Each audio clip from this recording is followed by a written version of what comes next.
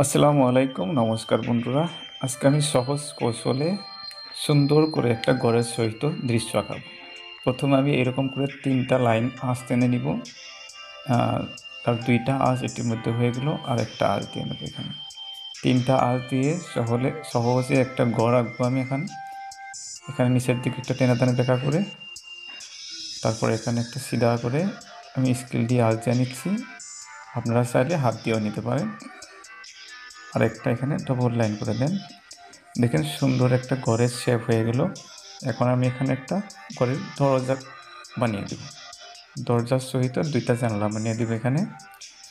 দেখবেন কম সময়ের ভিতরে সুন্দর কৌশলে সহজ একটা ঘরের সহিত একটা প্রাকৃতিক দৃশ্য হবে।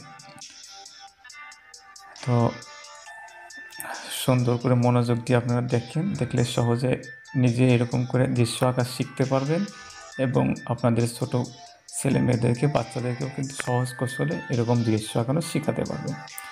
এটা আঁচ দিয়ে দেন। আর এখন আমি এখানে বাকিটুকু মুছে দিব, রবর দিয়ে মুছে দিলাম। তারপর এখন ঘরের উপর একটা গাছ দিয়ে নিতে হবে। এই পাশে আমি একটু 2-3টা গাছ দিয়ে নেব, গাছের মতো করে দিয়ে নেব। এইভাবে দিয়ে নিলাম। এই পাশে একটা করে দিয়ে নিই, 3টা হয়ে গেল। তারপর এখানে একটা রাস্তার মতো করে দিই আগে, তারপর আমি ঘরের উপরে গাছটা একটু করে দিব। এখন এখানে একটু দূরের ঝাড় জঙ্গল বোঝানোর জন্য ওইরকম একটা শেপ দিয়ে নিব।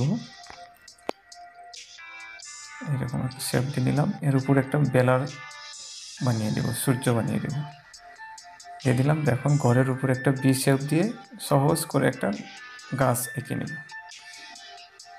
এইভাবে সহজ করে ঘুরিয়ে ঘুরিয়ে, যাতে বাচ্চারা, ছোট ছেলে মেয়েরা সবাই যাতে আঁকতে পারে, যার জন্য আমি এখানে সহজভাবে একটা গাছ বানিয়ে নিলাম।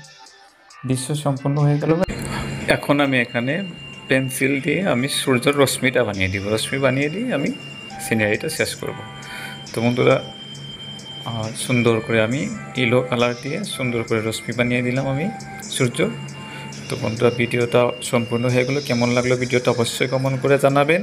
আমাদের চ্যানেলে নতুন হলে অবশ্যই চ্যানেলটাকে সাবস্ক্রাইব করে রাখবেন। ধন্যবাদ সবাইকে।